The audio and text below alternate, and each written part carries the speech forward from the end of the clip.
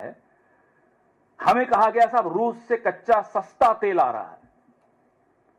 अब वो कच्चा सस्ता तेल मोदी जी के एक दोस्त की रिफाइनरी में जाता है, वहां से प्रोसेस होता है, फिर मोदी जी के भतीजों की फैक्ट्री में जाता है, वहां से एथेनॉल मिक्स होता है और दिल्ली में मोदी जी बैठकर उसमें टैक्स मिक्स कर देते हैं।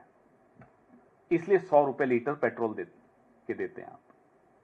तो ये सारे दोस्त, चाचा, भतीजा, ताऊ सब मिलकर जो खिचड़ी पका रहे हैं वो आपके सामने है। ये अर्थव्यवस्था की खिचड़ी आपके सामने है, ये ऐसे बन रही है। हमें कहा गया साहब एथेनॉल से माइलेज बहुत अच्छा होगा और रखरखाव की जो चिंताएं हैं आपके इंजन की वो खत्म हो जाएंगी। उल्टा हुआ। नीति आयोग खुद कह रहा है कि 6% माइलेज में गिरावट तो नीति आयोग स्वीकार करता है कि आती है, लेकिन हकीकत तो और ज्यादा है। 2023 से पहले जितने इंजन हमारे यहां बने हैं, they are not compatible with ethanol fuel.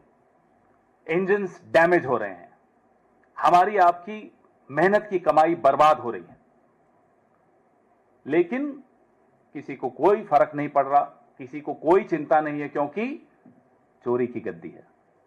उनको लगता है फिर से वोट चुराएंगे, गद्दी चुराएंगे और यही काम करते रहेंगे उनके भतीजे। अब E30 की भी बात हो रही है। हमारी आपकी चिंताओं की कोई चिंता नहीं उन लोगों को। हमने जब सब आप लोगों ने आवाज उठाई कि साहब इंजन डैमेज हो रहे हैं, हमें माइलेज कम मिल रहा है, तो बोले ये तो पेट्रोलियम लॉबी कर रही है। ये गडकरी जी कहते हैं, उन्हीं के वर्ड्स हैं कि पेट्रोलियम लॉबी की तरफ से आवाजें आ रही हैं। अरे साहब, ये हमारे इंजन से आवाजें आ रही हैं, हमारी जेब से आवाजें आ रही।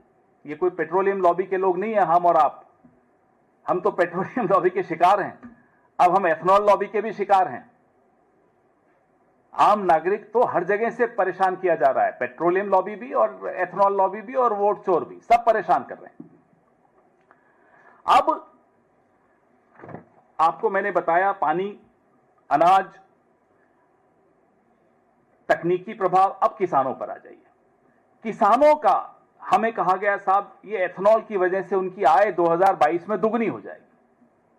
वो हकीकत भी आपके सामने है। किसानों को नहीं मिल रहा। शुगर केन की जो बड़े बड़े लोग हैं उनको जरूर मिल रहा है लाभ, गडकरी जी की बेटों की फैक्ट्रीज को मिल रहा है लाभ। किसानों को इसका कोई लाभ ट्रांसफर नहीं हुआ। उल्टा ग्रेन्स, अनाज सस्ते में उनसे लिया जा रहा है एथेनॉल बनाने के लिए। वो लाभ भी किसानों को नहीं मिला। चावल हो या गेहूं हो, उसमें किसी का लाभ जो एथेनॉल में अनाज जा रहा है किसानों को नहीं दिया गया। उनको जैसे सस्ते पेट्रोल से लाभ हमें नहीं हस्तांतरित हुआ, नागरिक को, कंज्यूमर, उपभोक्ता को, वैसे ही इसका भी लाभ किसानों को नहीं ट्रांसफर हुआ।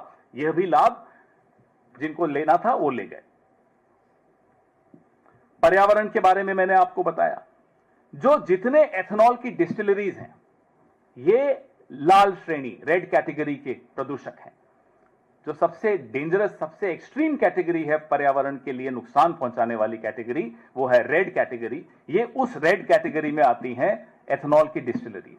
तो हमें एक बात कोई समझा दे सरकार की तरफ से कि ये एथेनॉल से लाभ किसको हुआ, आम नागरिक को क्या लाभ हुआ, किसान को क्या लाभ हुआ, पर्यावरण को क्या लाभ हुआ, किसको लाभ हुआ, बताइए। ये सवाल रोज बढ़ रहे हैं, सवाल आज भी खड़े हैं, जवाब नहीं मिल रहा।